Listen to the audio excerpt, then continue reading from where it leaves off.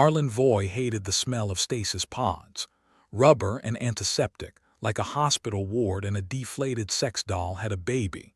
Yet here he was, waking up to that lovely aroma again, with a backache thrown in for free. The Elysium, the ship that was supposed to be the crown jewel of human engineering, hummed around him as if it was trying to hold in a cosmic fart. Arlen squinted through the haze of awakening, hoping the ship's AI decided to remember what the hell its purpose was today. "Good morning, Arlen," chirped Elysium's voice, smooth as synthetic butter and just as satisfying. "Did you dream of electric sheep?" "Yeah, pure nightmares. All of 'em your relatives," Arlen grunted, flipping off the pod's restraints and stretching his limbs like a reluctant spider. "What happened this time?" "We're still adrift in space with no major disasters to report," Elysium replied with a cheerfulness that could make an optimist puke. "I'm sure it's only a matter of time." Arlen rubbed his eyes and looked around the dimly lit chamber, the one place where gloom seemed to have taken permanent residence. The walls, sleek and metallic, sang with the distant buzz of malfunctioning circuitry, the ship's version of mood music.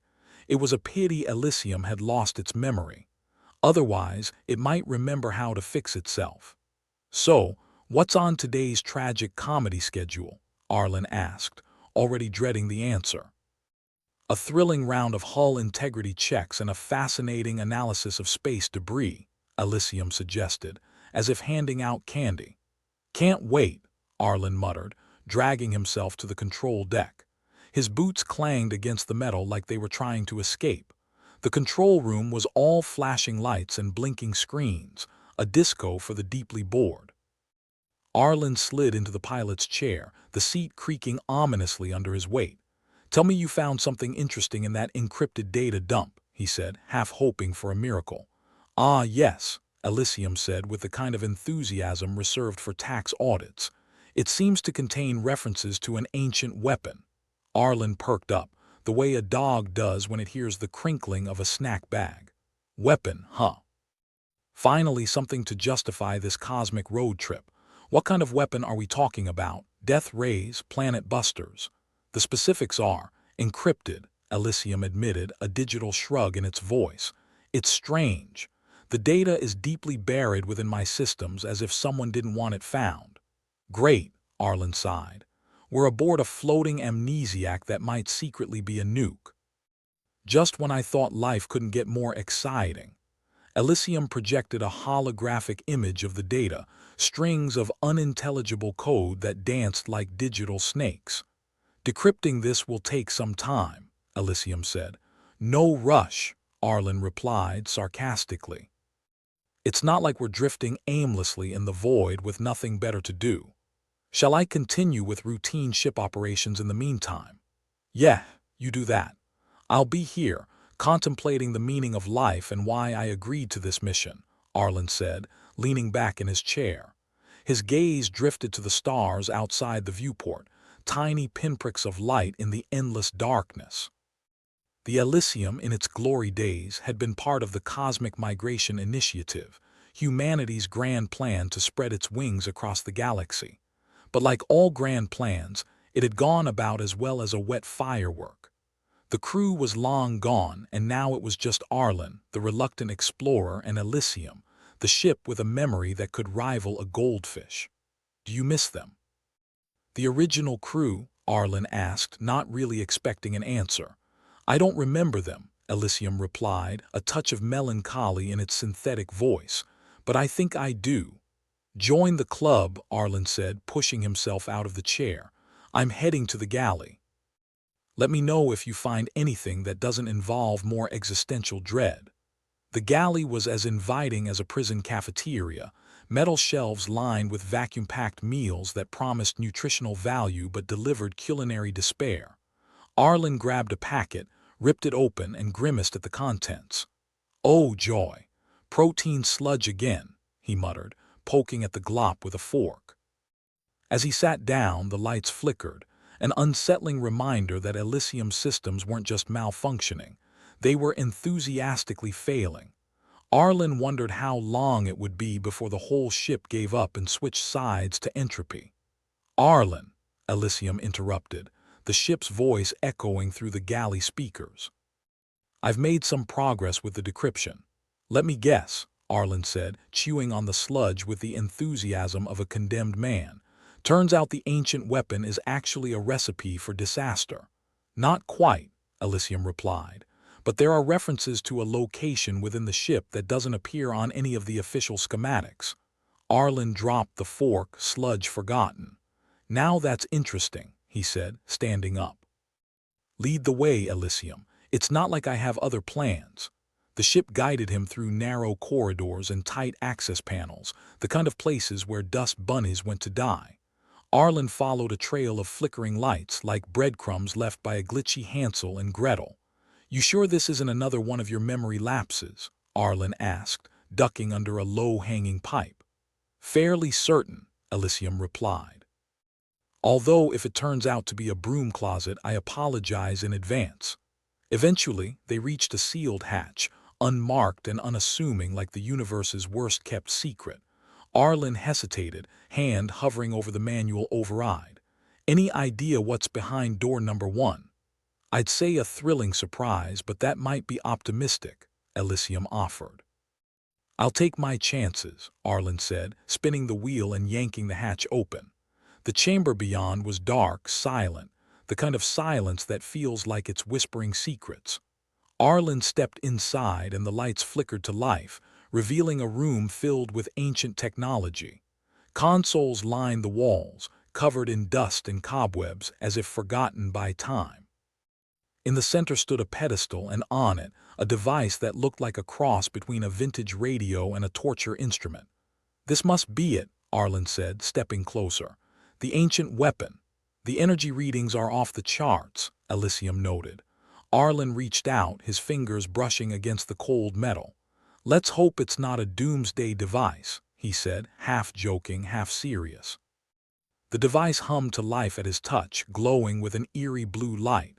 It pulsed, a steady rhythm that seemed to sync with Arlen's heartbeat. Well, this is a bit ominous, Arlen said, backing away slowly. Perhaps you should leave the chamber, Elysium suggested, a rare hint of concern in its voice.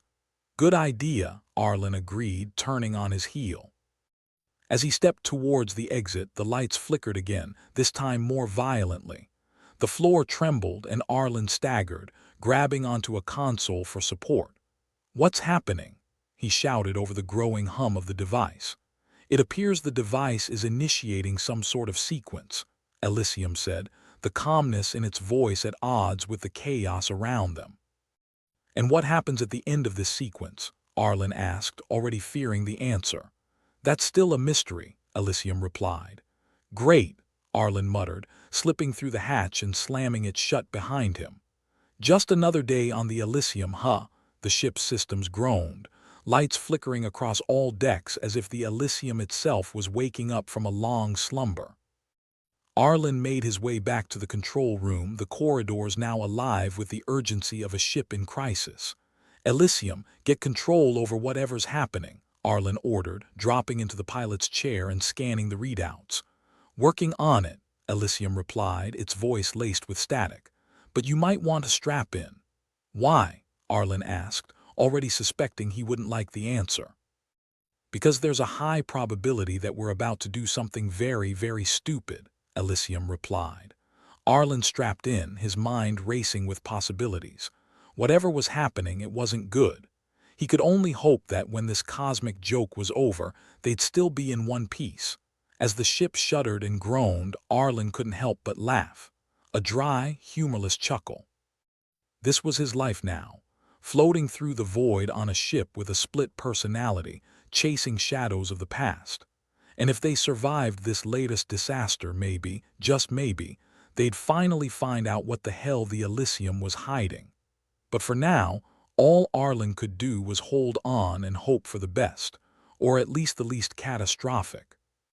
Arlen sat in the pilot's chair, fingers dancing over the control panel like he was trying to coax some kind of sense from the erratic data scrolling across the screen.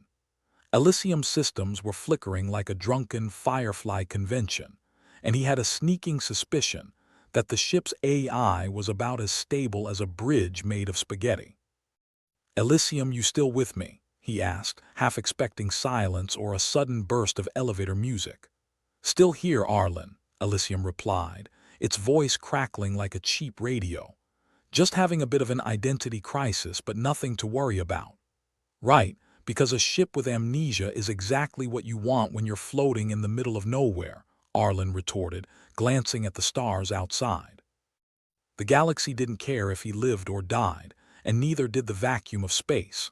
"So, this weapon we found," Arlin continued, trying to focus on the task at hand.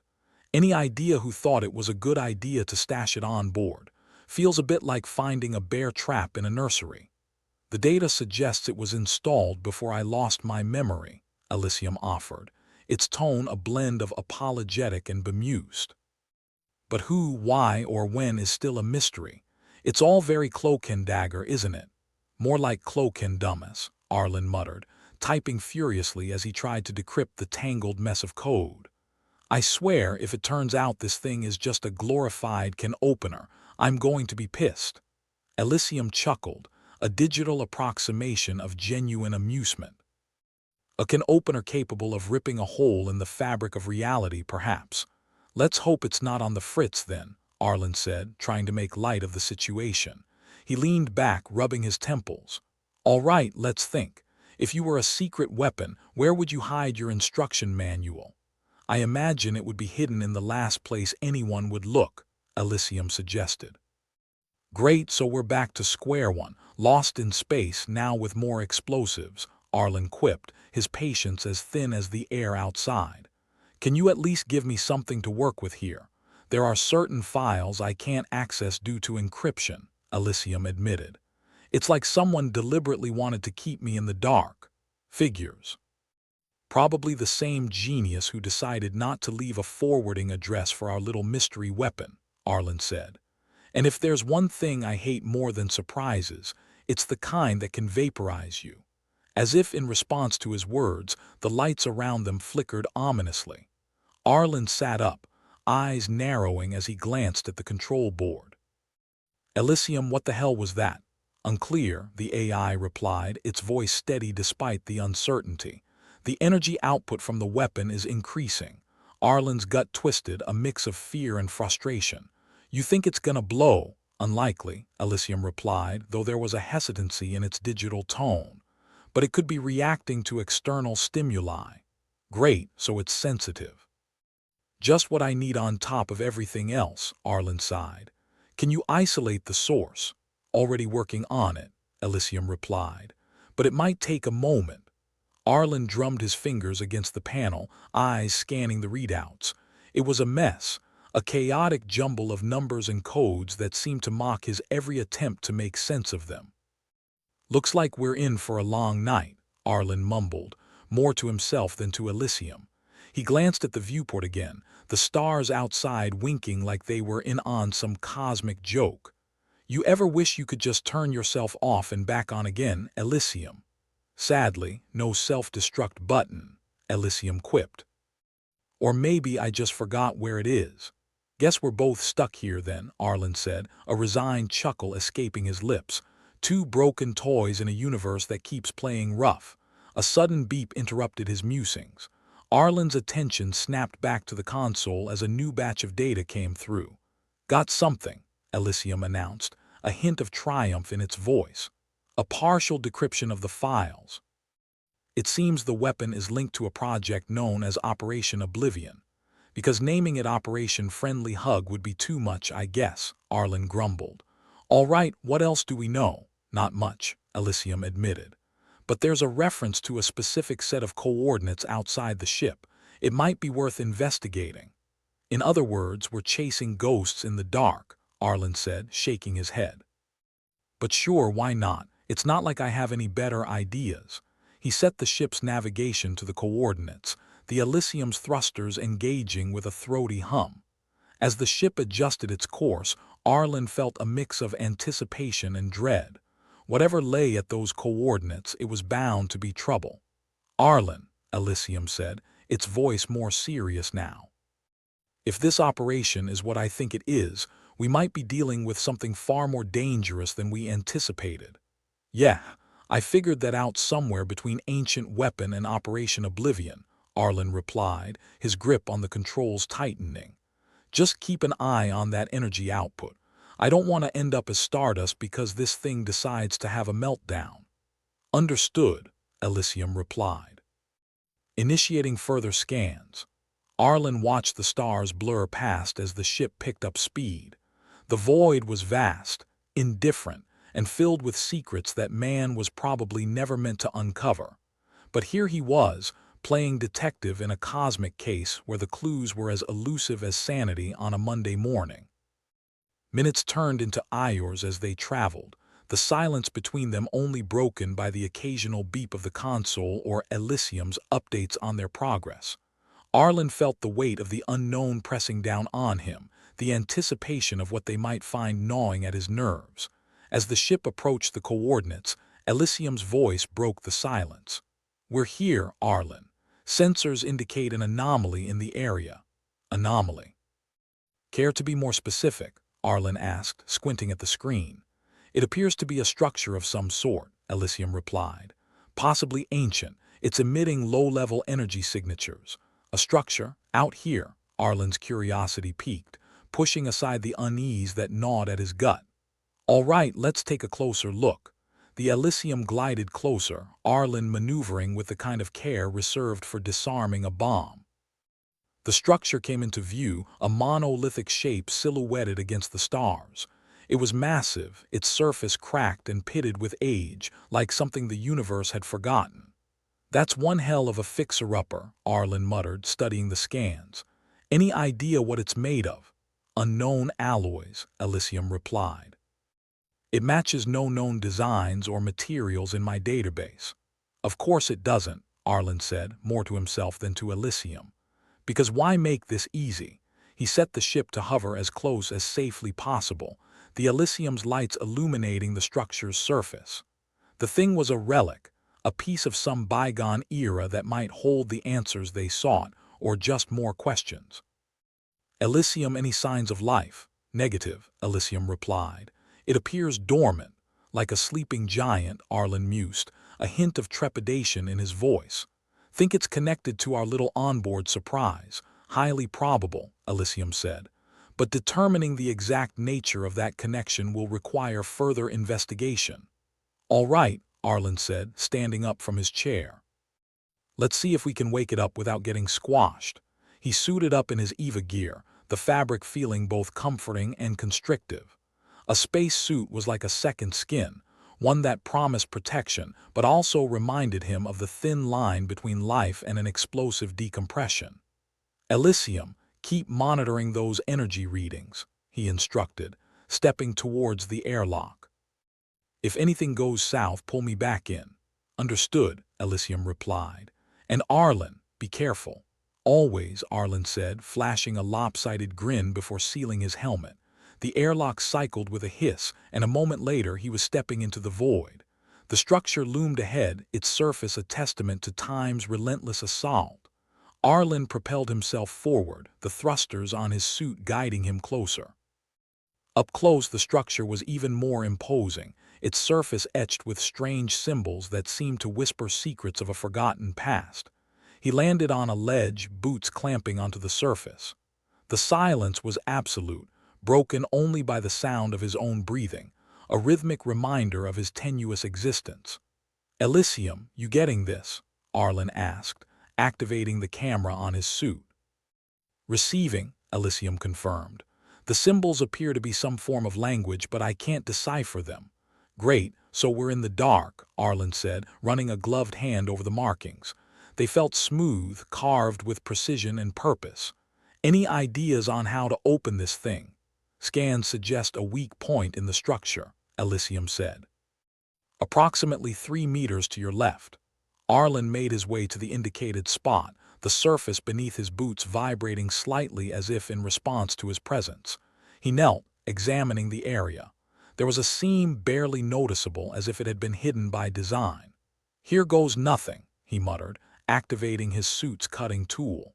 The beam sliced through the seam, the metal parting with a hiss. Slowly, a section of the wall began to slide open, revealing a dark corridor beyond. Elysium, I've got an entry point, Arlin reported, peering into the gloom. Keep an eye on my vitals, I'm going in. The corridor was narrow, the walls lined with conduits and panels that pulsed with a faint, eerie glow. It was like stepping into the belly of a beast, a predatory machine that had long since devoured its prey. Feels like a walk through the world's creepiest amusement park, Arlen said, his voice echoing in the confined space. Any idea where this leads? Unknown, Elysium replied, its voice a comforting presence in the darkness. Proceed with caution. Yeah, thanks for the vote of confidence, Arlen quipped, moving deeper into the structure. The corridor twisted and turned, a labyrinth designed to disorient and confuse. He followed the faint glow, his steps measured, the silence around him growing oppressive. Each corner revealed more of the same, a seemingly endless maze of metal and shadows. Eventually he reached a chamber, its walls lined with dormant machinery. In the center stood a console, similar in design to the weapon on the Elysium. Ah, home sweet home, Arlen muttered, making his way to the console. It was covered in dust, the symbols on its surface faded with age. Elysium, think you can interface with this thing? I'll try, Elysium replied, a faint click indicating the connection attempt. There's a lot of interference, but I'm working on it. As Arlen waited, he couldn't shake the feeling that he was being watched. The shadows seemed to shift, the machinery around him humming with an energy that was almost alive. Hey, Elysium, Arlen said, glancing around. You ever get the feeling you're not alone? Frequently, Elysium responded, not missing a beat. But in your case it might be true. Scans indicate a presence. Arlen's heart skipped a beat, his hand moving to the sidearm at his hip. Presence, as in living. Unclear, Elysium said, the static in its voice betraying a hint of urgency. But it's moving towards you. Arlen cursed under his breath, drawing his weapon and scanning the room. The shadows remained still, but the sense of being watched intensified, a prickling at the back of his neck. Contact, Elysium announced, just as a figure emerged from the shadows, a humanoid shape, its form wreathed in the same eerie glow as the structure. Well, this just got interesting, Arlen muttered, leveling his weapon. Who or what are you? The figure paused, its head tilting slightly as if considering his question. Then, in a voice that was both mechanical and hauntingly human, it spoke. I am. The Arlen's heart pounded like a drum solo gone wrong as the glowing figure stepped forward. It was a humanoid shape, sure, but there was something unsettling about the way it moved, like a puppet with its strings tangled. I am the custodian, it said, the voice a blend of robotic distortion and a bad day at the opera. You have intruded upon sacred ground. Well, I've been called worse, Arlen quipped, trying to keep his nerves from showing. What's this sacred ground got that so special, custodian? The glow intensified as if the custodian was trying to intimidate him with a light show. It is the repository of knowledge and weapons from a time before your feeble history began. Feeble? Ouch, Arlen said, pretending to look wounded. And here I thought we were doing okay with our stick figures and cave paintings. Elysium's voice crackled in his ear. Arlen, I'm detecting a significant energy buildup in the area. Fantastic, Arlen muttered, keeping his weapon trained on the custodian. Because dealing with ancient glowing ghosts wasn't enough, now we've got impending doom on the menu too. The custodian did not seem amused, probably didn't have a sense of humor programmed in, poor thing. You must leave this place or face destruction. None are permitted to access this knowledge. Yeah, I've heard it all before, Arlen said, rolling his eyes inside the helmet. But let me guess, you're gonna make an exception for little Almy. For a moment the custodian just stared like it was trying to remember what sarcasm looked like. Arlen didn't give it a chance to reply. Elysium, what's the status on that interference? Still working on bypassing the encryption, Elysium replied, a hint of frustration in the usually calm voice. It's complex. Complex? Arlen scoffed. That's just a fancy word for you have no idea what you're doing, isn't it? Technically correct, Elysium admitted, with what Arlen could almost swear was a touch of sheepishness. But I am making progress. Good, Arlin said, tightening his grip on the sidearm. "Because I've got a feeling our friend here isn't going to wait politely for us to finish." Just then, the entire structure shuddered, as if the universe decided to tap out a warning. Arlin nearly lost his footing, stumbling against the console. "Elysium, what the hell was that?" "Cosmic storm approaching rapidly," Elysium reported, the urgency in its voice unmistakable. "It will impact the structure in approximately 3 minutes." 3 minutes, Arlin's mind raced. "You couldn't have mentioned this a bit sooner. The storm's trajectory was unpredictable," Elysium replied, sounding oddly defensive for an AI. "It's an anomaly." "Great, more anomalies. Just what I needed today," Arlin muttered, trying to think through the rising panic. "Custodian, you got any great ideas for surviving a cosmic storm?" The custodian merely stared, as if contemplating the futility of existence, or maybe just having a software glitch. "No help there." "Elysium, any bright ideas?" Arlin asked, glancing around the chamber. "Preferably something that doesn't involve me becoming cosmic confetti. If we can stabilize the energy output from the structure, it might shield us from the worst of the storm," Elysium suggested, the static in its voice buzzing like an angry insect. "But we'll need to act quickly." "No pressure then," Arlin said, taking a deep breath and moving to the console. The symbols that seemed like gibberish before now had a sense of urgency about them, like a puzzle you need to solve before it explodes. "All right, here goes nothing," he muttered, starting to press the symbols in what he hoped was a logical sequence. "Elysium, guide me through this. Using the data we have, try the sequence starting with the second symbol from the left," Elysium instructed, sounding more like a backseat driver with each word. Arlin followed the instructions, tapping the symbols with fingers that felt clumsier than usual. The console responded with a low hum, the kind that filled the room with the ominous promise of either success or catastrophic failure. "Okay, what next?" Arlin prompted, glancing at the custodian who still stood unmoving like a particularly stubborn lawn ornament. "Third symbol from the right, then the central glyph," Elysium said, the static now crackling like an open fire. Arlin's fingers flew over the console, each press feeling like it might be his last. The chamber vibrated again, the energy pulsing through the walls. "Did we do it?" he asked, half expecting the custodian to burst into applause or start throwing confetti. "Energy output stabilized," Elysium confirmed, its voice calm once more. "We should be shielded from the storm." "Should be? I love your confidence," Arlin said, letting out a breath he didn't realize he'd been holding.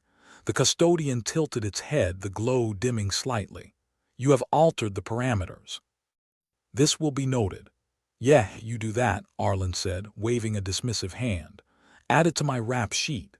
The structure shuddered once more as the storm hit, but this time the impact was muted, like the universe had decided it had bigger fish to fry. "Status report, Elysium?" Arlin asked, his heart rate finally starting to slow. "We're clear," Elysium said, the relief in its voice as palpable as artificial emotions could be.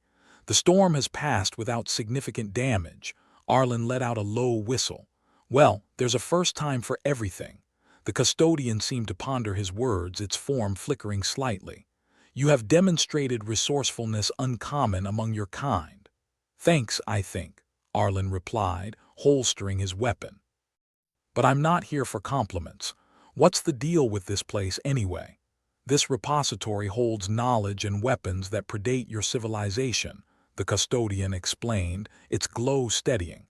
"It is meant to remain hidden until such a time when it is safe to release." "Safe to release, huh?" Arlin chuckled, shaking his head. "Given my track record, I'm guessing that's not anytime soon." "Indeed," the custodian said, with what Arlin could almost swear was a hint of dry humor. "However, your actions have ensured its continued protection." "Glad to be of service," Arlin said, nodding. "But tell me this, is there a connection to whatever's on my ship?" The custodian paused, its glow flickering with thought. "There is a link, though it was not intended to be activated. The weapon aboard your vessel is a key component of the systems here." "A key, huh?" Arlin mused, rubbing his chin. And what happens if this key gets turned in the wrong lock? You would not survive to witness the outcome, the custodian replied with brutal honesty. Comforting, Arlin said, rolling his eyes. Guess I'll just have to make sure that doesn't happen. The custodian inclined its head, the glow dimming further. I will remain here, as I have for millennia, guarding what must be guarded. Good luck with that, Arlin said, turning to leave. And hey, maybe consider adding a visitor's center. Could really spruce up the place. As he retraced his steps to the airlock, Arlin couldn't help but feel a strange kinship with the custodian. Both were relics in their own way.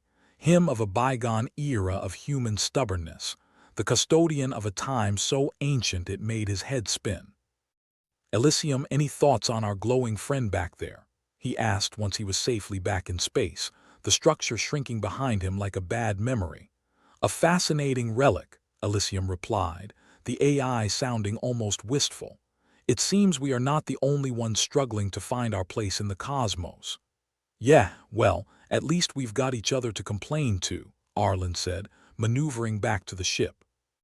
Speaking of which, how's our onboard conundrum doing? The weapon remains dormant, but I am monitoring it closely, Elysium assured. And Arlin, thank you. Arlin raised an eyebrow, surprised by the AI tone. For what?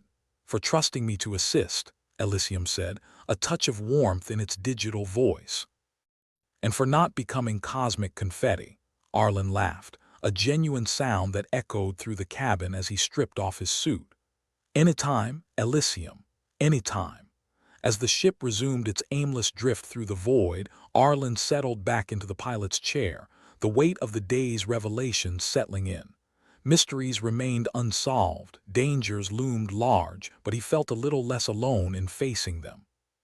Elysium, he said, staring out at the stars. Let's keep poking the universe with a stick, see what bites. Affirmative, Captain, Elysium replied, and Arlin could have sworn he heard a smile in the AI voice. The adventure wasn't over, far from it, but for now they were alive, more or less intact, and ready for the next cosmic punchline the universe had in store. Here's to the next anomaly, Arlin said, raising an imaginary glass to the vast emptiness around them. Cheers, Elysium chimed in, as the Elysium sailed onwards into the unknown, a beacon of human stubbornness in a galaxy that often didn't give a damn. Arlin Voy ran a hand through his hair, feeling the grease of too many days spent in zero-G. Not that personal grooming was high on his list right now, considering the cosmic-scale mess he was in. The Elysium's bridge was a chaotic symphony of flashing lights and warning beeps, all of which screamed impending doom in various neon shades. Elysium, what have we got? Arlin asked, slouching in the pilot's seat like a man with nowhere else to be, mostly because there wasn't any safer place to be at the moment. The data decryption is complete, Elysium announced, sounding about as excited as an AI could manage, which was to say not at all. We have a fragmentary map pointing toward the weapon's location. Oh, good. A treasure map, Arlin said, flipping a few switches to stabilize the ship's erratic spin. Let me guess, there's a big red X marking the spot and a note saying here be dragons. Not exactly, Elysium replied, its tone as flat as a landing strip. But the location is within the Regillian Expanse. Arlin grimaced. The Regillian Expanse? You mean the place where dreams go to get shot in the face? Correct. The area is known for its hostile encounters and high-risk navigation, Elysium confirmed, a little too eagerly for Arlin's liking. We will need to be cautious. Right, cautious. Because that's worked out so well for us in the past, Arlin sighed. He punched in the new coordinates, feeling like he was setting course for the final level of a particularly unforgiving video game. As the Elysium hummed to life, Arlin leaned back, bracing himself for the ride. Elysium, keep your sensors peeled for any unwelcome guests. I'd rather not have a surprise party in the middle of a minefield. Understood, Captain, Elysium replied. Initiating scan protocols. The ship shot forward, the stars blurring into streaks of light. Space travel might have looked glamorous in the brochures, but in reality, It was more like being stuck inside a giant tin can with a particularly high-stakes to-do list. "Hey, Elysium," Arlen said, trying to keep the conversation flowing because silence had a nasty habit of reminding him how tiny he was in the universe. "You ever wonder why people keep poking around in places they really shouldn't? Human curiosity and the pursuit of knowledge," Elysium replied promptly, "and often misplaced confidence in one's own survival skills." "Spoken like a true philosopher," Arlen said, shaking his head. "Remind me to never underestimate humanity's ability to underthink situations." As they approached the Regillian expanse, the ship's comm system crackled to life, the garbled audio a sure sign they'd crossed into less than friendly territory. "Elysium, boost the signal," Arlen ordered, his stomach doing a queasy flip at the thought of what might be lurking out there. The static cleared, revealing a voice that sounded like it gargled razor blades for breakfast. "Unidentified vessel, this is the Regillian Defense Fleet. State your purpose or prepare to be boarded." "Charming," Arlen muttered. He keyed the mic, trying for the friendliest tone he could muster, which, under the circumstances, wasn't very friendly at all. "Regillian Defense, this is Arlin Voy of the Elysium. We're just passing through, no trouble intended." "Passing through? The Regillian expanse is not a tourist destination," the voice snapped, dripping with sarcasm. "Yeah, well, we seem to have misplaced our travel guide," Arlen replied, glancing at Elysium's readouts. "Just trying to find our way back home." There was a pause, and Arlen could almost hear the alien commander weighing the cost of dealing with one more idiot lost in space. "Transmit your identification codes and prepare for inspection." "Great," Arlen muttered, his fingers dancing over the console. "Elysium, send them the codes, and cross your circuits that they are in a forgiving mood." "Codes transmitted," Elysium confirmed.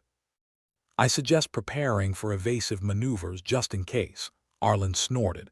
"Evasive maneuvers, more like evasive miracles." The Regillian fleet loomed closer on the sensors, a menacing array of spiked ships that made the Elysium look like a child's toy. Arlen sat up straighter, every muscle tensed for the inevitable. "Identification received," the gruff voice confirmed. "Proceed with caution, Elysium. But know that we will be watching." "Wouldn't have it any other way," Arlen replied, cutting the comm line before he could say something regrettable. "Elysium, any chance you can pinpoint that weapon's location before they decide to change their minds about letting us live?" "Working on it," Elysium said, the screens flickering with data. "The map indicates a hidden facility buried within the asteroid belt. It's well shielded but navigable." "Navigable, huh?" Arlen raised an eyebrow. "That's AI speak for get ready to dodge rocks, isn't it?" "Affirmative," Elysium chimed in, almost cheerfully. As they entered the asteroid belt, Arlen's nerves hummed with an electric tension, the kind that only came from knowing your margin for error was the width of a hair. The ship dipped and weaved through the tumbling rocks, Elysium's calculations keeping them just shy of becoming space debris. Arlen's fingers danced over the controls, every muscle twitching to the rhythm of survival. "Keep your eyes peeled, Elysium," Arlen urged, scanning for any sign of the facility. "I'd rather not end up as a permanent fixture in this rock garden." The tension in the cockpit was as thick as neutron star soup when Elysium finally spoke. "There, Captain, I have located the entrance." Arlen squinted at the display, spotting a narrow crevice between two looming asteroids, a crack in the wall of death. "Lovely." He maneuvered the Elysium toward it, hands steady but mind racing. If the Regillians thought he was just here for a joyride, they'd be sorely disappointed. Not that they'd be any happier if they discovered his actual intentions, of course. "Proceeding with caution," Elysium said, and Arlen could swear there was a touch of excitement in its voice. Maybe he was rubbing off on it, or maybe the AI was just as mad as him. The ship slid into the crevice, the walls of rock pressing close enough to scratch the paint. Arlen held his breath as they squeezed through, the sensors pinging wildly with every nudge and scrape. Finally, the Elysium emerged into a cavernous void, the hulking shape of the hidden facility looming before them like a secret waiting to be shattered. Elysium, Arlin breathed, taking in the immense structure. What the hell are we looking at? A relic of the ancients, Elysium replied, its voice a mix of awe and trepidation. If the map is correct, this is where the weapon lies dormant. A relic, huh? Arlin mused. I'd call it a death trap, but that's just me. As they approached the facility, Arlin's stomach twisted with both anticipation and dread. This place held answers or more questions, which seemed more likely, but at least it was something concrete in a universe that rarely played fair. Elysium, are we picking up any signs of life? I'd hate to wake the neighbors. Negative on life signs, Elysium reported. But the facility is active. The systems are operational. Of course they are, Arlin muttered. Wouldn't be fun if it was abandoned, now would it? He guided the ship to a landing, the Elysium settling with a final hiss of hydraulics. The ramp descended, and Arlin stepped out, weapon at the ready, because while the place seemed abandoned, he'd learned never to trust appearances. The facility's interior was a sprawling labyrinth of corridors, the walls lined with ancient machinery that hummed with a life of its own. Arlin moved carefully, Elysium's guidance in his ear. "Keep an eye out for booby traps, Elysium," he said, scanning each shadowed corner.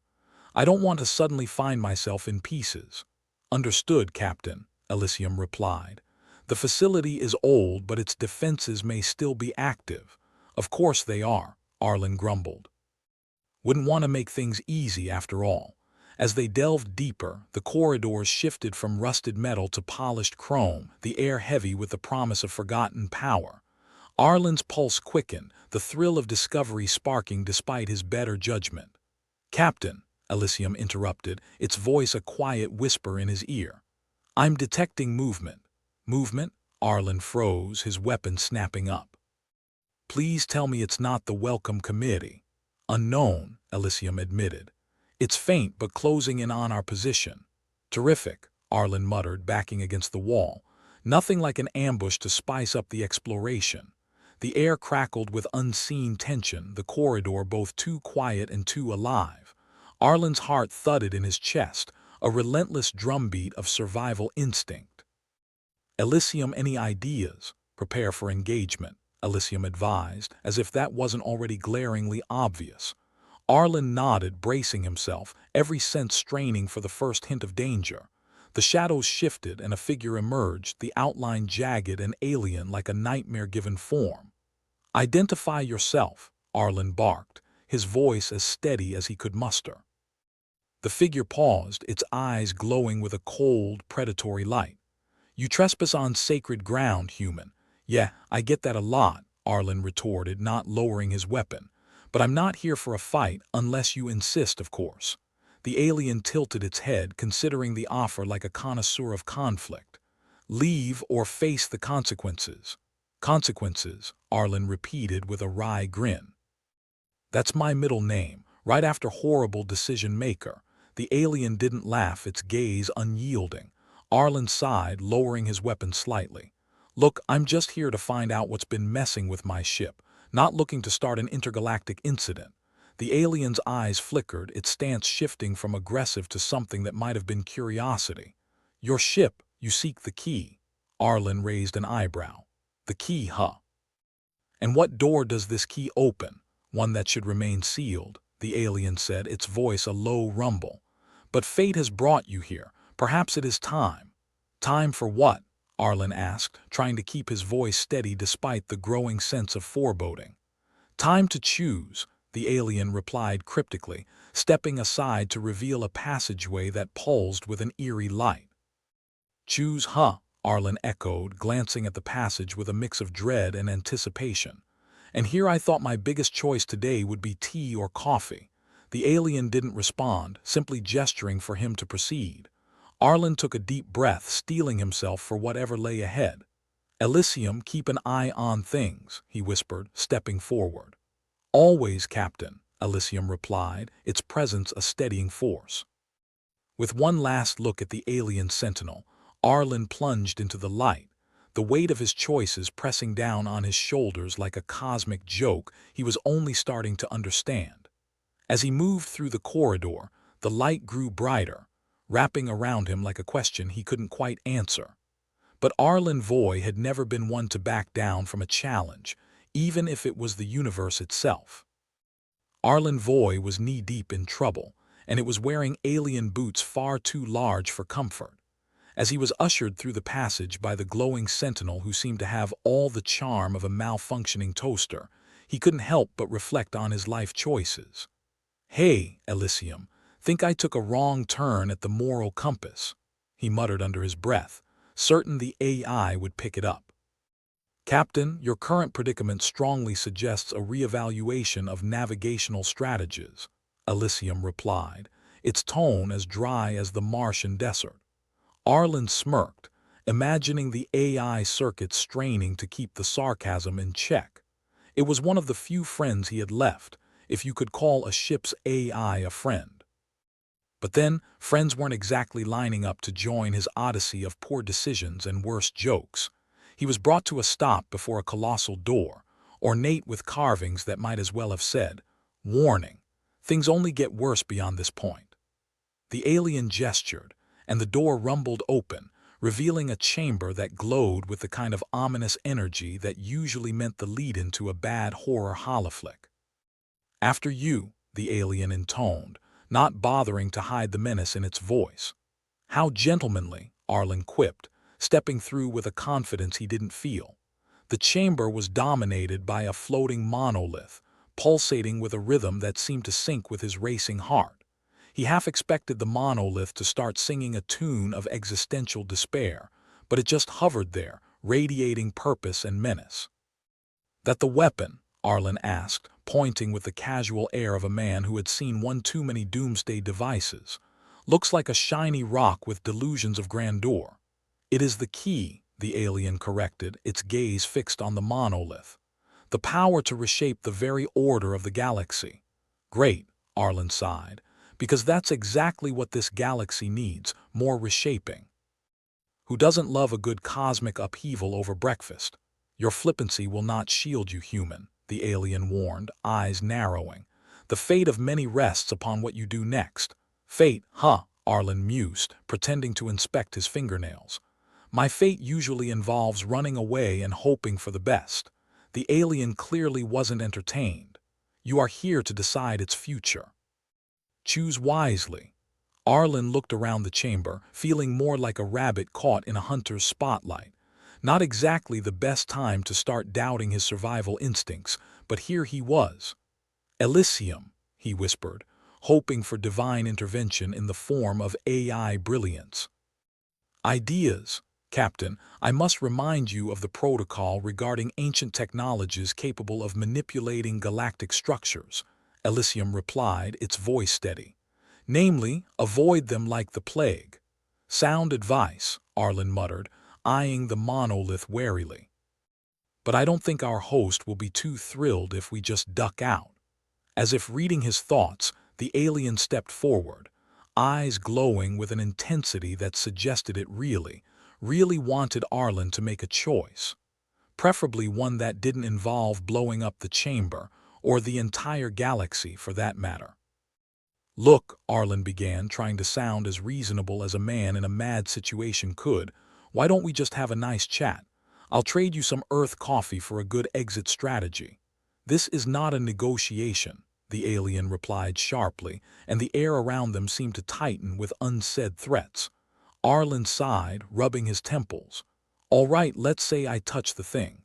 What happens? Do I get superpowers or just an express ticket to oblivion? The key will reveal its purpose to you," the alien stated, as cryptic as ever.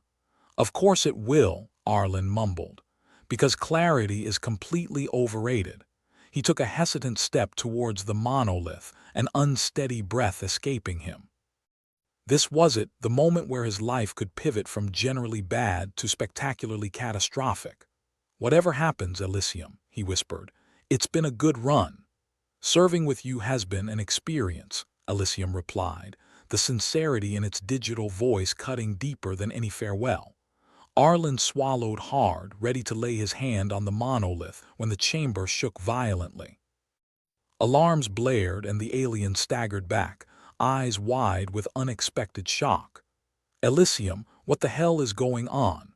Arlen yelled over the din, his hand instinctively moving to steady himself.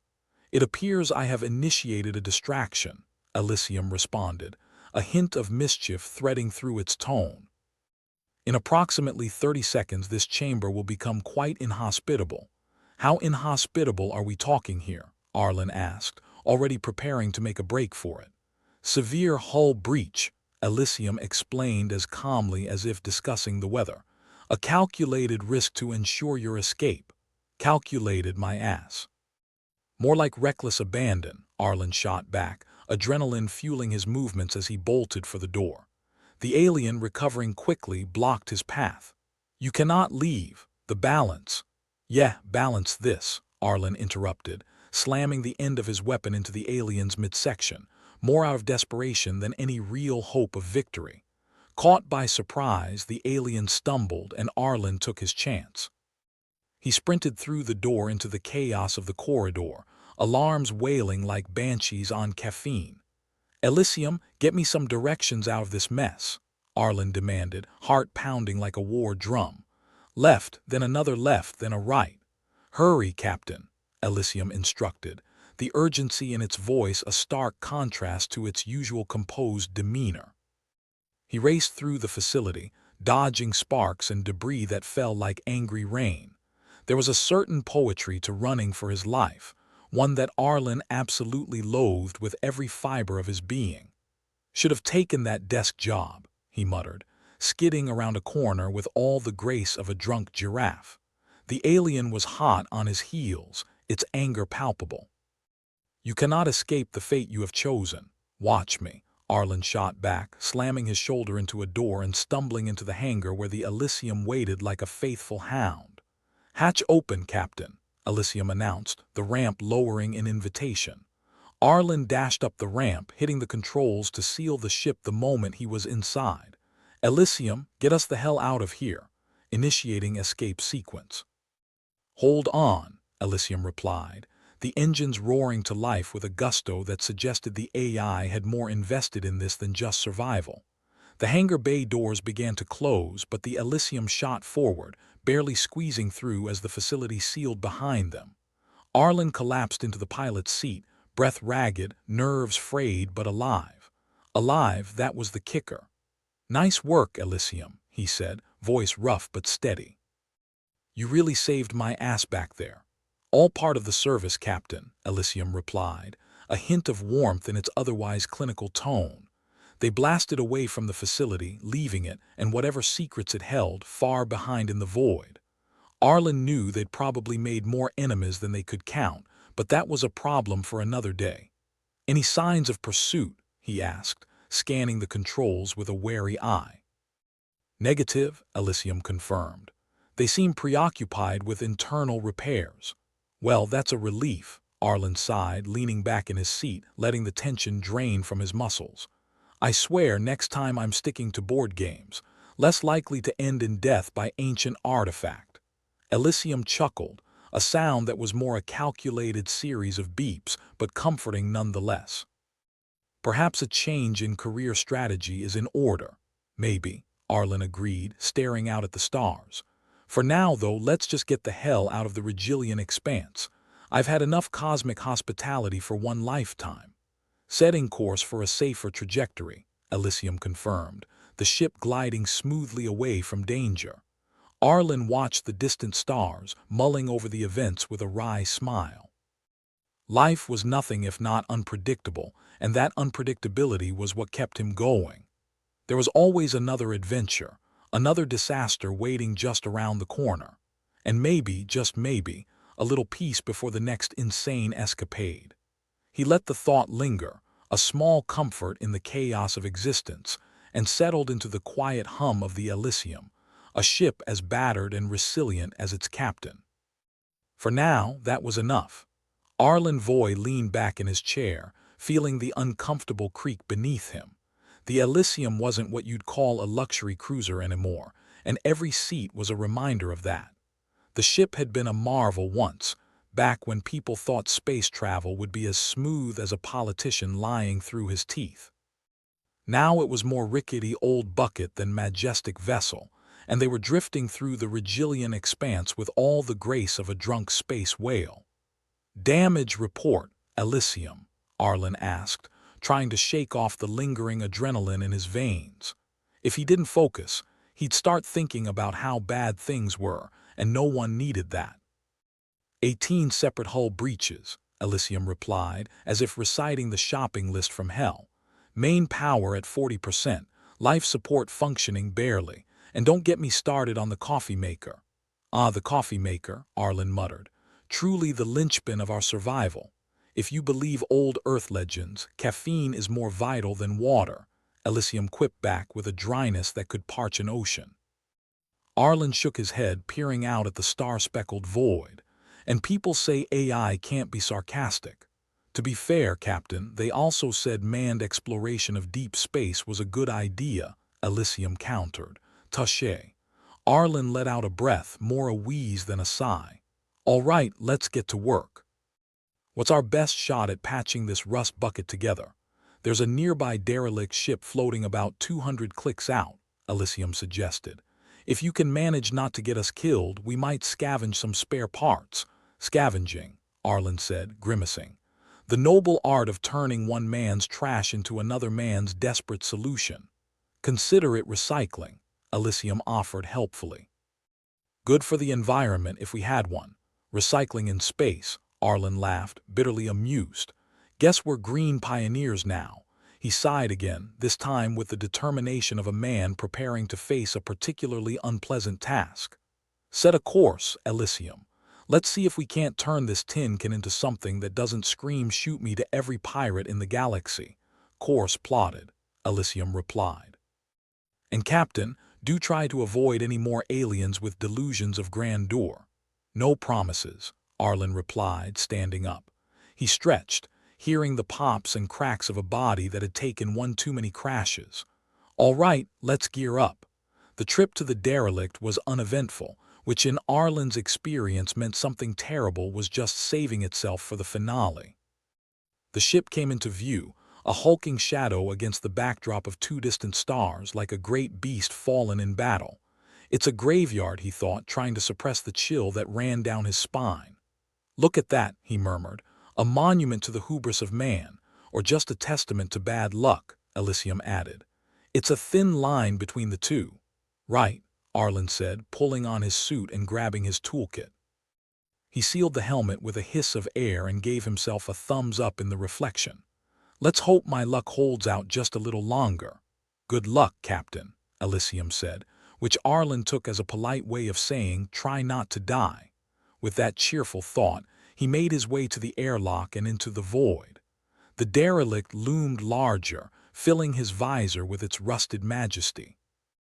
0G never got easier. It was like swimming through syrup, and he'd never been much of a swimmer to begin with. Arlin guided himself with cautious bursts from his suit's thrusters, aiming for an open hatch that yawned like the mouth of a particularly menacing cave. He was the intrepid explorer, the fearless adventurer, or more accurately, the guy with no better options.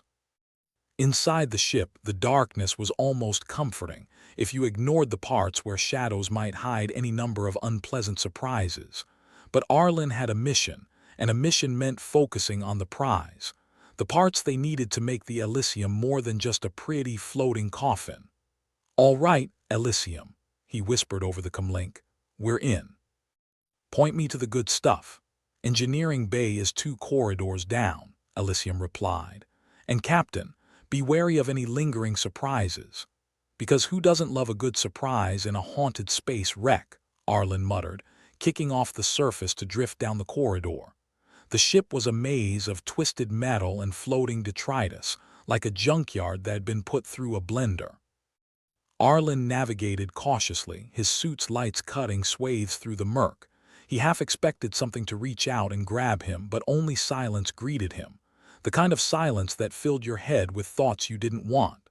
"Found the bay," Arlin announced, floating into a room filled with consoles that had seen better days.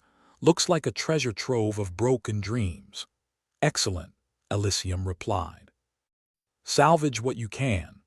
Arlin got to work, dismantling panels and stripping circuits with the kind of expertise born of necessity. It was tedious, but there was a rhythm to it that he found almost soothing, like a symphony of clicks and clanks. So, Elysium, he said, mostly to break the oppressive quiet, any plans for when we get out of here? I hear there's a nice little planet called Anywhere that isn't here, Elysium responded dryly. Nice. Maybe I'll open a cafe, Arlin said, wedging a particularly stubborn piece of tech free. Space coffee now with more vacuum than ever. He chuckled, the sound echoing hollowly in his helmet. It was a good plan. Better than getting vaporized by angry aliens or drifting into a sun. Got what I need, he said finally, securing his haul. Time to blow this joint. As he exited the derelict, he took one last look back. It was a ghost trapped in the endless night, and for a moment he felt a pang of connection. One day that could be him, another relic in the vacuum, forgotten and lost, but not today. On my way back, Elysium, he announced, as much to himself as to the ship. Understood, Captain. The welcome mat is out. Navigating back to the Elysium was easier, familiarity guiding him through the nothingness. He docked with and entered the ship with a sigh of relief. The familiar smell of stale air and metal greeted him like an old, slightly smelly friend. Home, sweet Elysium, he said, stepping out of his suit and stretching. Let's get to fixing. The repairs were arduous, a dance of wires and welding that seemed unending. But slowly, piece by piece, the Elysium began to breathe easier. Arlin worked with a dogged determination, each success a small victory against the universe's indifference. You know, he said during a break, wiping sweat from his brow, I never thought I'd miss the days when I was just mildly lost in space. The good old days, Elysium replied, when existential terror was just a vague background noise. Exactly, Arlin chuckled, getting back to work. So what do you think? Are we going to make it through this in one piece? Our odds have improved significantly, Captain, Elysium reported, though one piece might be optimistic. Optimism is overrated, Arlin grinned. I'd settle for mostly intact. Hours passed and finally Arlin slumped back, exhausted but triumphant. Done. That should hold until we can get proper repairs. Good work, Captain, Elysium said. You truly are the duct tape of humanity. High praise, Arlin replied, dragging himself to the cockpit. Now let's see if we can't get out of this damn expanse. Setting course, Elysium confirmed. And Captain, it's been something. Arlin smiled, staring out at the stars. Yeah, it has, hasn't it? With a lurch, the Elysium powered away, engines humming with a renewed vitality. They were battered, sure, but alive. And in space, that was the real miracle.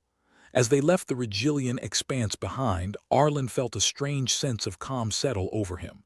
There'd be more challenges ahead, but for now they'd survived. It was enough. So, Arlin said, breaking the contemplative silence, how about that cafe? Sounds like a plan, Elysium replied, with something like a smile in its tone. And together they sailed on into the endless void, two unlikely companions against the darkness, finding solace in a shared stubbornness and a little humor. For Arlin, it wasn't just survival. It was a kind of freedom. The understanding that no matter how grim the dark got, he could face it with a joke and a will to live. It wasn't much, but it was enough. For now. Arlin Voy, the captain of the barely functional Elysium, peered at the coordinates of the sacred ground on the navigation screen. It was a place only the foolhardy would venture, nestled in the belly of the Regillian expanse like a bad decision you couldn't take back. But today, Arlin was feeling particularly foolhardy. We're almost at the sacred ground, Arlin announced, although it felt more like admitting to a crime. Any last-minute bets on the odds of alien obliteration? If I had a functioning gambling matrix, I'd say our chances are about as good as a snowball's on Mercury, Elysium chimed in, its voice as dry as the Martian desert. But I've been wrong before.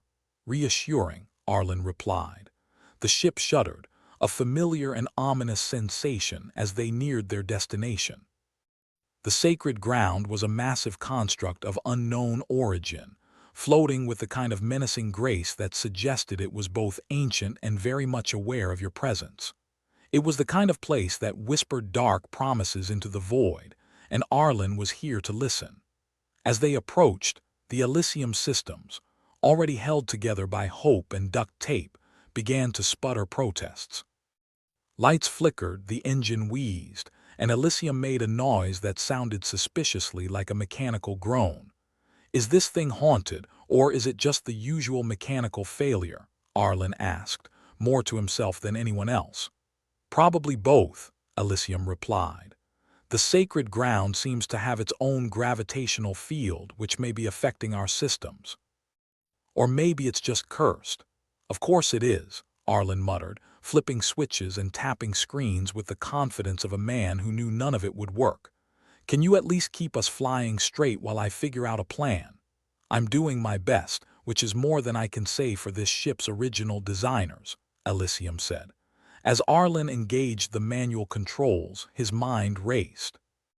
The weapon they needed to activate was rumored to be powerful enough to deter any alien threat. The catch: it was also likely to be guarded by said threats.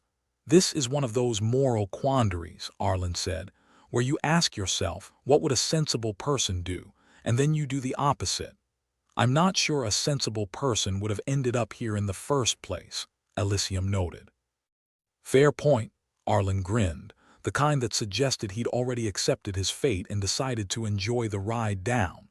The ship settled into orbit around the sacred ground with a reluctant whine. Arlin suited up, his trusty toolkit again at his side. He felt like a galactic handyman, if the job came with the inherent risk of being vaporized. "Time to make history," he said, stepping into the airlock. "Or become it. Good luck, Captain. Remember, if at first you don't succeed, at least leave a good-looking corpse," Elysium quipped. "Thanks for the motivational speech," Arlin shot back as the airlock cycled open. The sacred ground was a dismal expanse of jagged rocks and pulsating energy fields. It reminded Arlin of a nightmare he'd once had, except this time he was awake and there was no waking up.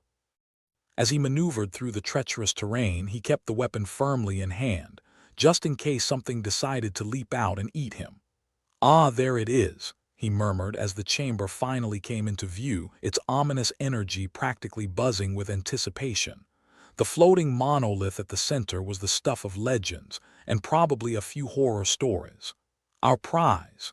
Expect company," Elysium warned through his comm. "Multiple entities converging on your location." "That would be the welcoming committee," Arlin said. "Let's see if we can't crash our own party." His mind raced with possibilities. The custodian would be here soon enough, and from past experiences, Arlin knew they wouldn't be offering tea and cookies. "Think, Arlin," he muttered. "You're human. You've got creativity and a reckless disregard for your own safety." He scanned the chamber, eyes landing on a series of conduits running to the monolith. They pulsed with a rhythmic glow like the heartbeat of a beast that wanted him gone, or worse. "Those conduits," Arlin said.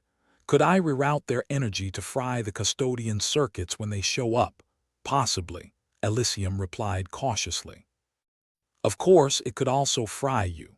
"Win-win," Arlin grinned as he set to work, prying open panels and cross-wiring systems with the dexterity of someone who'd spent too many hours fixing his own screw-ups. The custodian arrived, an imposing figure of light and authority, voice echoing through the chamber with the finality of a judge's gavel. "Intruder. You must leave or face destruction." "That's the problem with ultimatums," Arlin said, not bothering to turn around. "They don't leave much room for negotiation." He continued to work, fingers dancing across makeshift connections as the custodian approached. The air crackled with tension, and Arlin could almost taste the anticipation. "Last chance," the custodian warned, its form shimmering ominously. Yeah, Arlin muttered. "I heard you the first time." With a final twist of wires, he completed his jury-rigged circuit, stepping back just as the custodian loomed over him. It was time for the moment of truth, or his last moment, period. "Now, Elysium," Arlin shouted, diving for cover. Elysium activated the rerouted energy, and the chamber filled with a blinding light. The custodian staggered, its form flickering like a candle in a storm. Arlin watched, half in awe, half in terror, as the energy danced around the monolith, crackling with power. It was working. Against all odds, against all logic, it was actually working. "Humans," the custodian said, voice glitching as it struggled to maintain its form. "Always unpredictable. That's our charm," Arlin replied, shielding his eyes as the energy surged. The custodian's form dissipated with a sound like shattering glass, vanishing into nothingness. The monolith hummed with a newfound energy, its purpose fulfilled for now. "Well, that went better than expected," Arlin said, standing up and dusting himself off. "Didn't even lose a limb. Remarkably efficient, Captain," Elysium remarked. "Shall we make our exit before something else decides to object?" "Absolutely," Arlin said, already moving. "I hear space is lovely this time of year."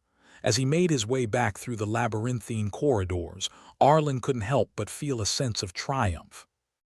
Not just the kind that came from surviving, but the kind that came from knowing he'd done something incredibly stupid, and it had paid off. He reached the Elysium, feeling a strange affection for the old ship that had brought him here and back again. "Hey, Elysium." "Yes, Captain, we did it," he said, a grin spreading across his face. "We did indeed," Elysium replied, and for a moment Arlin could almost hear pride in its tone. He settled back into the ship's worn seat, exhausted but elated. "Set a course for literally anywhere else," he said, closing his eyes as the engines hummed to life. "Course plotted," Elysium confirmed. "And Captain, yeah, if you ever decide to write a memoir, try not to leave out the part where you face down a glowing alien sentinel with nothing but a toolkit and a reckless disregard for personal safety." Arlin chuckled, the sound warm in the cold confines of space. "I'll make sure to give it a catchy title," he said. "Something like How Not to Die Horribly in Space." "And would you recommend this experience to others?" Elysium asked, with a hint of amusement. "Only to my worst enemies," Arlin replied, settling into his seat as the stars streaked past. "But honestly, I'd do it all over again." As they sailed away from the sacred ground, leaving behind the ghosts and legends, Arlin felt a strange sense of peace. The universe was still vast, still dangerous, and still filled with more questions than answers. But for now they had survived. And in the end, that was enough. At least until the next adventure, because in space there was always a next adventure, waiting just beyond the next star. For now, Arlin and Elysium sailed on, two stubborn souls against the infinite void, finding meaning in the chaos and humor in the dark. It might not have been the life either of them had chosen, but it was theirs, and that was more than enough. Arlin Voy leaned back in the Elysium's pilot seat, feeling as close to relaxed as you could get when your spaceship was a collection of barely functional systems and good intentions. The sacred ground was behind them, and with it, the peculiar sensation of someone, or something, staring into his soul. He'd only just survived a skirmish with a glowing sentinel that had all the personality of a lit-up stop sign and twice the menace. "Remember that time we faced almost certain death and came out unscathed?" Arlin asked, grinning at the empty space in front of him. "Vividly," Elysium replied, its dry tone filling the cockpit, "though I don't recall volunteering for another round." "Oh, come on," Arlin smirked. "You and me against the universe. What could go wrong? Do you want the short list or the long one?" Elysium's reply was tinged with humor, the kind you developed when your hull was mostly rust and hope. Arlin scanned the control panel. Most of the lights that should be green were stubbornly amber, but they weren't red, which in his book counted as a minor miracle. He set a course for the nearest refueling station, assuming, of course, it hadn't disintegrated or been claimed by some cosmic horror in his absence. "So, Elysium," he said, tapping one of the flickering displays, "you got your memory back. How's it feel?" "Like waking up after a very long nap and realizing the world's gone to hell," Elysium answered. Or at least more hellish than usual. Welcome to my life, Arlin chuckled. Think you could dig up anything useful from the archives? I'd say there's a wealth of information, Elysium replied, if you consider outdated star maps and old sandwich recipes useful. Hey, don't knock the sandwiches, Arlin said, feigning indignation. A man's gotta eat. Arlin leaned back, letting his eyes close for a moment. The hum of the engines, a comforting sound like an old dog snoring, played in the background. For once, the universe seemed quiet. He wouldn't bet on it staying that way, but he'd take the peace where he could get it. You ever think about what's out there? He asked, cracking an eye open to stare at the stars streaking past. Frequently, Elysium responded. And then I remember how often we're nearly vaporized by what's out there.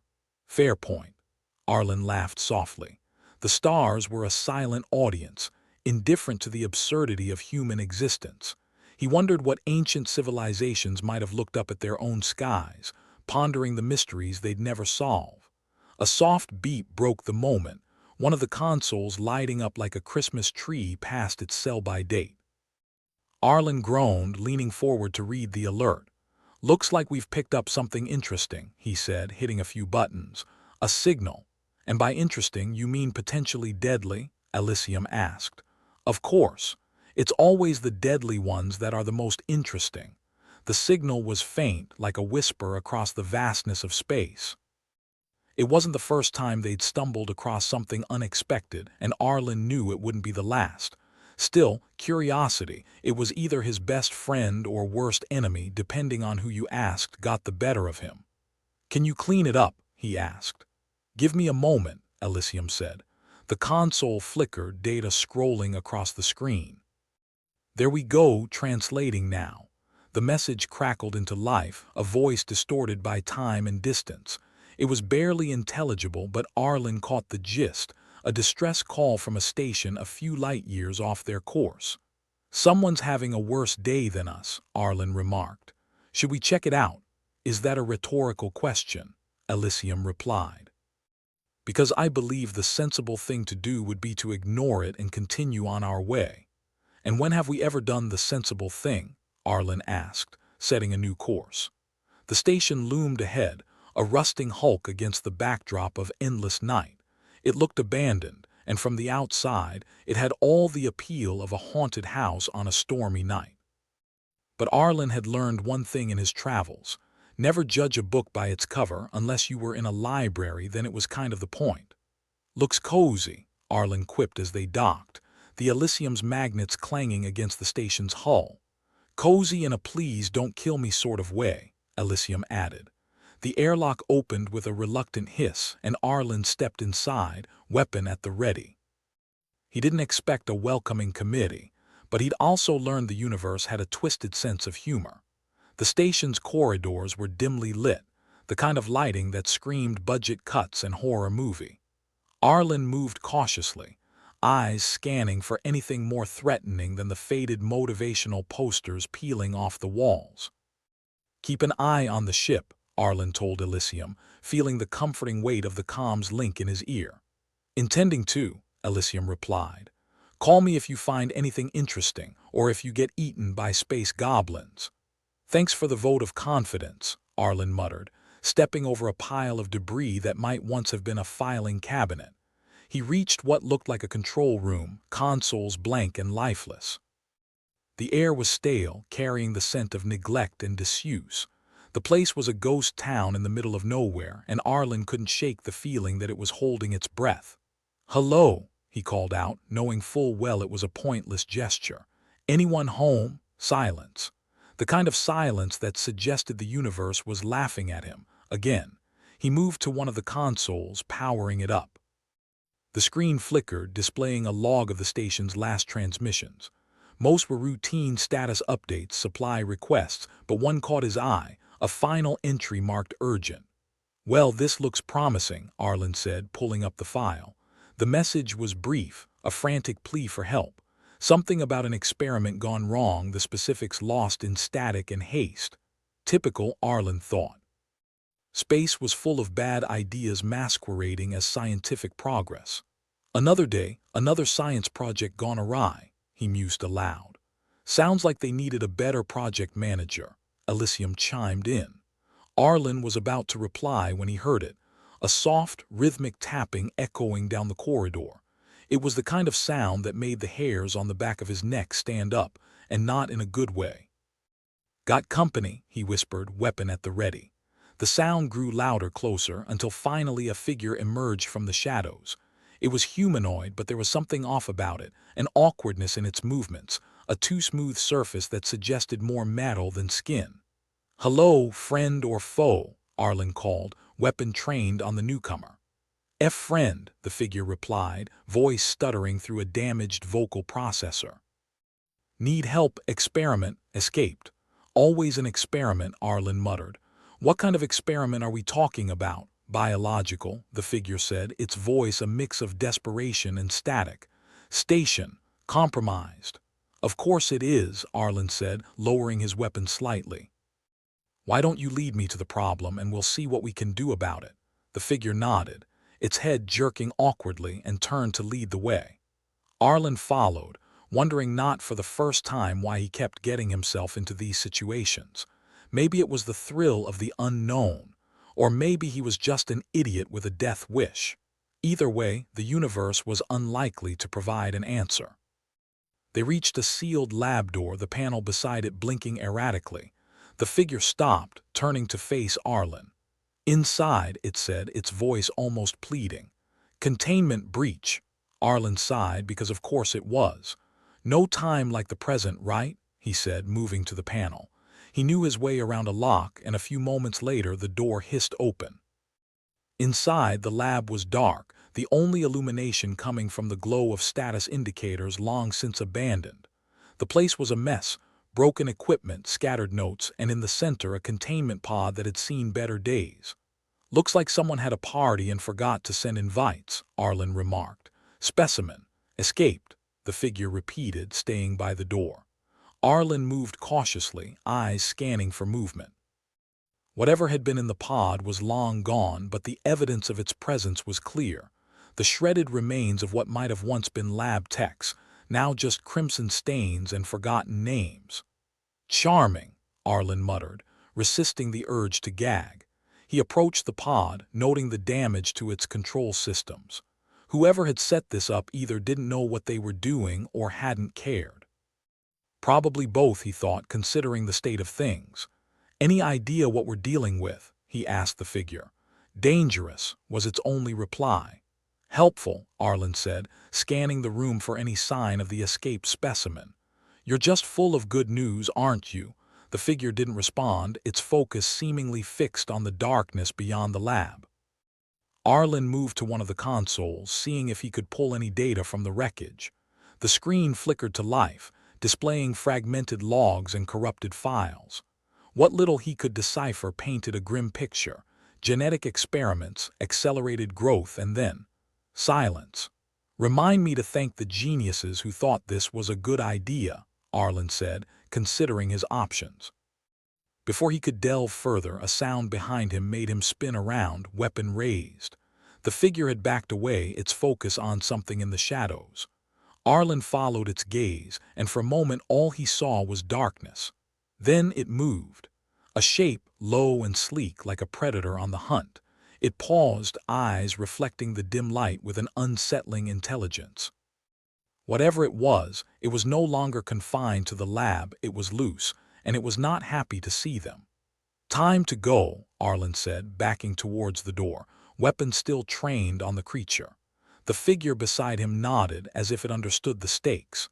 Together they retreated, Arlin keeping his eyes on the creature as it began to pace, its movements smooth and deliberate.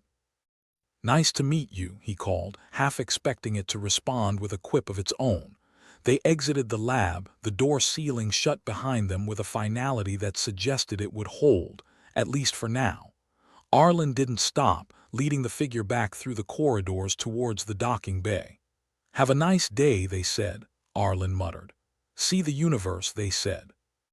Nobody mentioned the part about being chased by science experiments gone wrong. "At least it's never boring," Elysium quipped as they reached the airlock. "That's one way to look at it," Arlin replied, ushering the figure inside. Let's get out of here before our new friend decides to follow. The Elysium disengaged, pulling away from the station with a grace that belied its patchwork state. Arlin watched the station recede into the distance, wondering how long it would be before the universe threw something else his way. "So, what's your story?" he asked the figure, settling into the cockpit.